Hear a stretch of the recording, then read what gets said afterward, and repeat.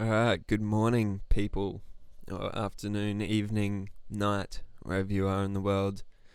So today I'm going to be showing you how to make a drum beat just with Massive X, kick, snare, hi-hat, and you could even put in a bass line or a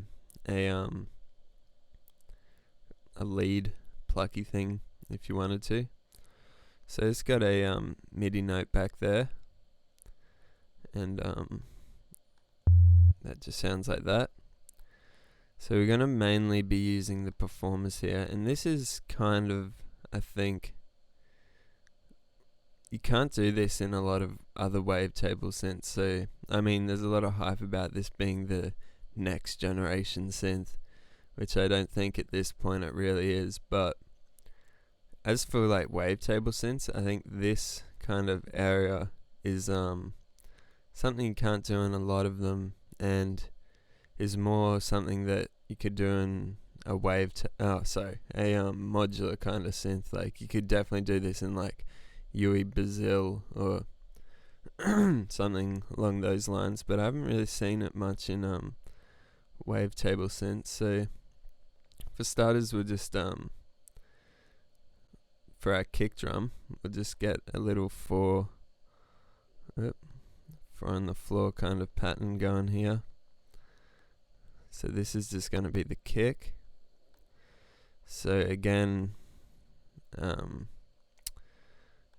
make it launch with the key, we have to go there, press this little square little thing, change launch to key, and we'll close that up.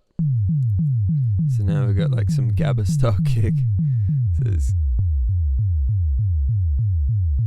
pitch that a bit better.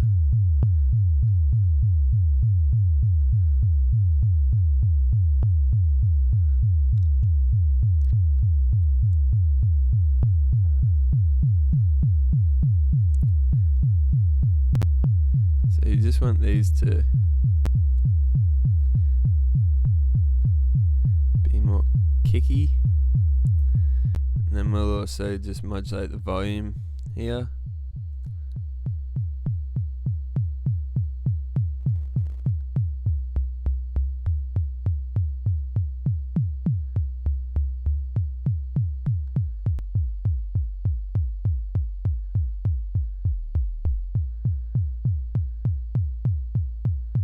So it might be a good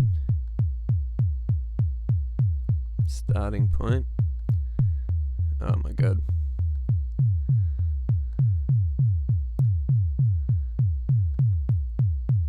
So that's kind of a good starting point there.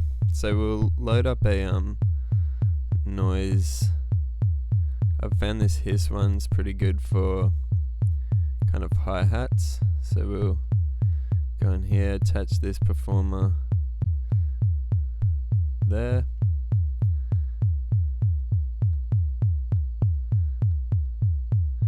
And chuck on the loop brace.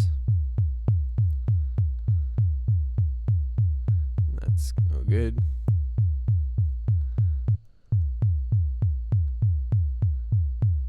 Oh yeah, so we got to route the noise. So we got the noise 1, we'll route that out here.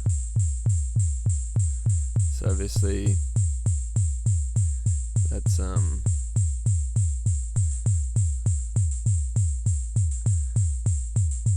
quite what we're after.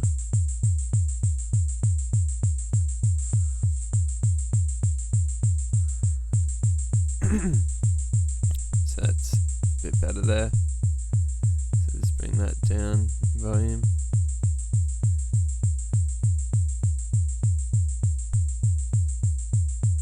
So we seem to be going double speed here. So let's bring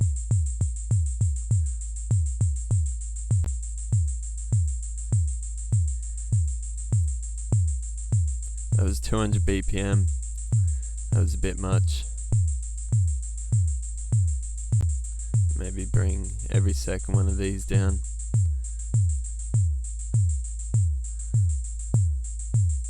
So you could just go here.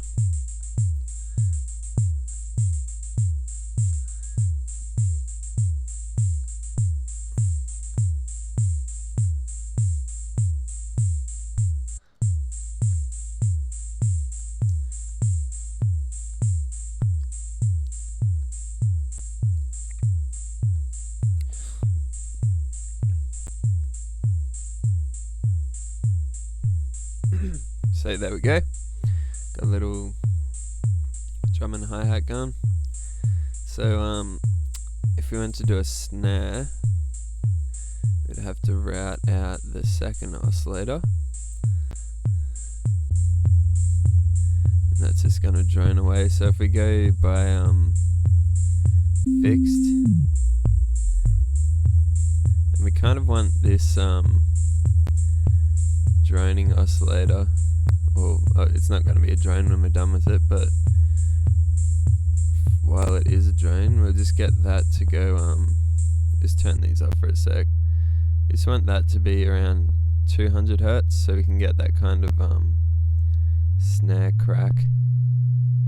I'll just place that marker. Yep, that's at 200. So we'll put that there. And we just want this on every second. So we're going here. Something like that. Let's bring that down. And we'll just have that control the volume of this one.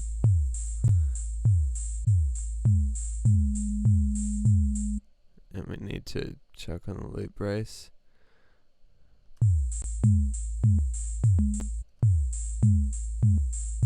Oh, that wasn't quite. That's a bit. Then we'll grab another noise here. We'll grab there's this one called analog clap, and we'll get that to control the volume of that one.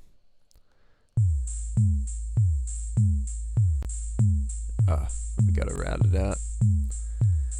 So we'll grab that analog noise 2, and we'll even go through an effect here so we can put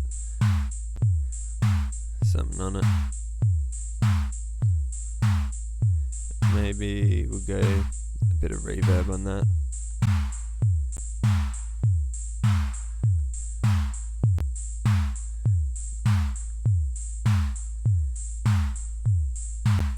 Now it's just down to tweaking, so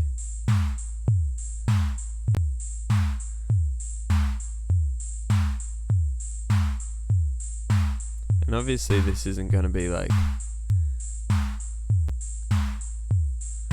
the most hardest hitting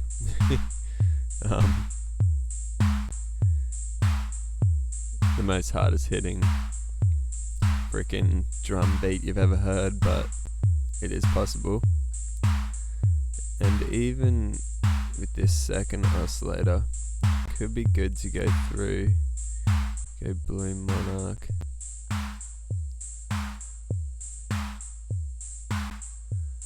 and we'll just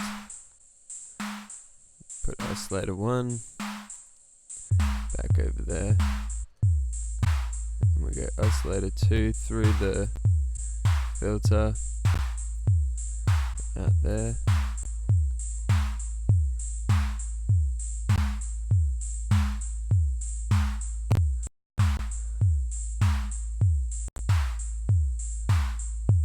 And just round off a bit of that top end. And I mean, then you could go in and grab another oscillator if you wanted to. Should be this one. And I mean, we could use, say, one of these performers, maybe the hi-hat one, this one, to control the volume of that.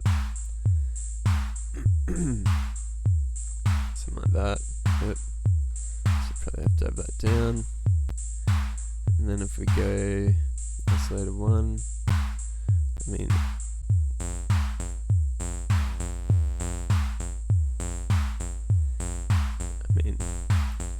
that's that. And we could also grab, so for the Y effect, we could have a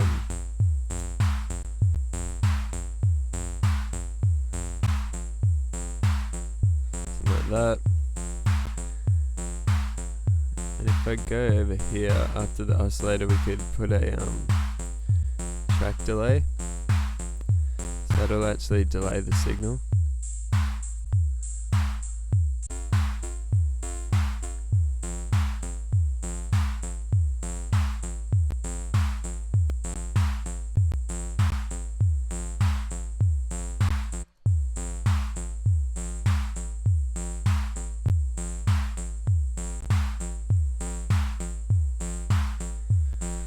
Yeah, I thought that was kind of interesting. Like, I mean, this is just an example with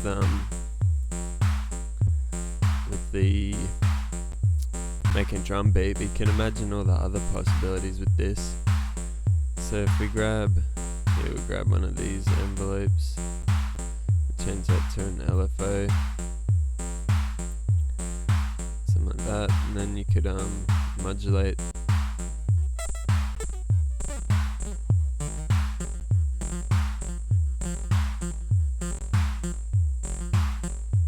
If I want this to be synced.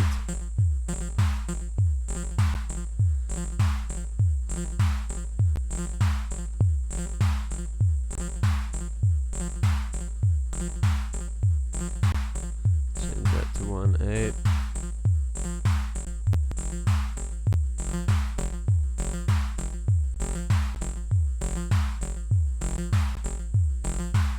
I mean, yeah. You could really just go all day doing this kind of stuff.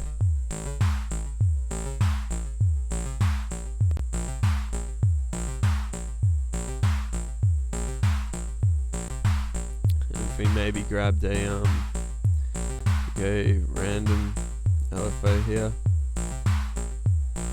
go square wave, amplitude jitter. We could send this through. So if we grabbed a utility, low pass filter, we gotta route this through. Where are we? There.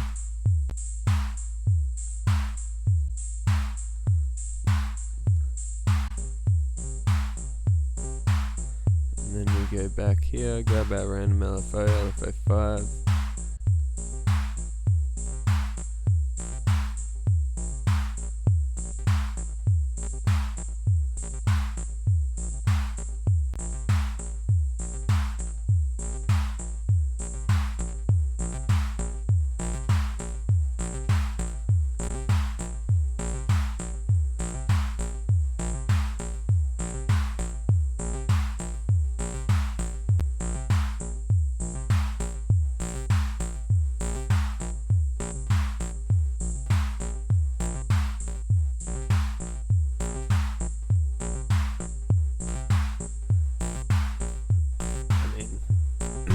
You could keep going all day.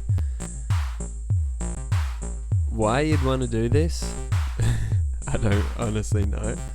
And if this is next generation, well, maybe it is, because I mean, we've literally got one massive patch back here. We've got some sort of, some sort of beat.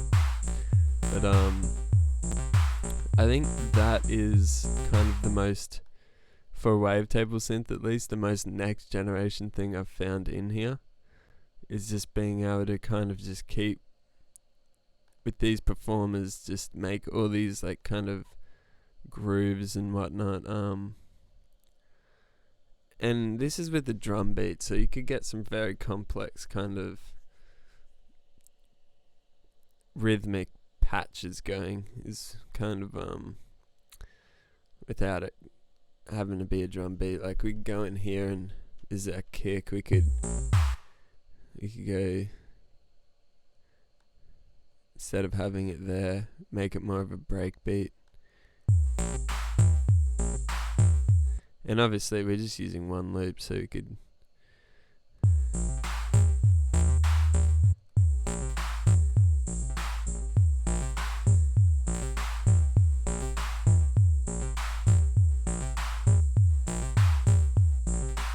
I want one in between that actually.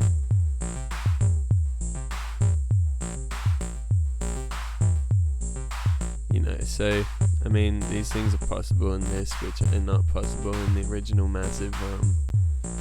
And it is actually pretty fun just going through and figuring out, like, alright, I want this to do this, and this kind of routing makes it possible to use different effects for different sources.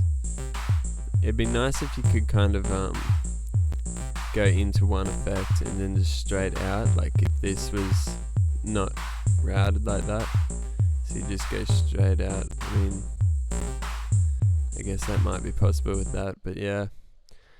I hope you learned something. I'd just go in and mess around with the performers and stuff to really wrap your head around kind of what's possible, really. I think a lot of people just kind of didn't understand any of this stuff and were like, oh, this is shit. Whereas it is shit that they don't have visual feedback on the envelopes and whatever. Yeah, that's annoying, but once you've kind of get used to using the envelopes, it's not a huge deal, and I'm sure in the future they will put out some updates with more graphical visual feedback on the envelopes and LFOs. And I'm sure they can do it, because I'm pretty sure other synths that they make have, correct me if I'm wrong, but does Razer have graphical feedback? I'm not 100% sure, but anyways, I thought that was interesting that you could do this and go in and experiment, because you could make some really wild stuff with other performers and whatnot. Alright, cheers, hope you enjoyed, see ya.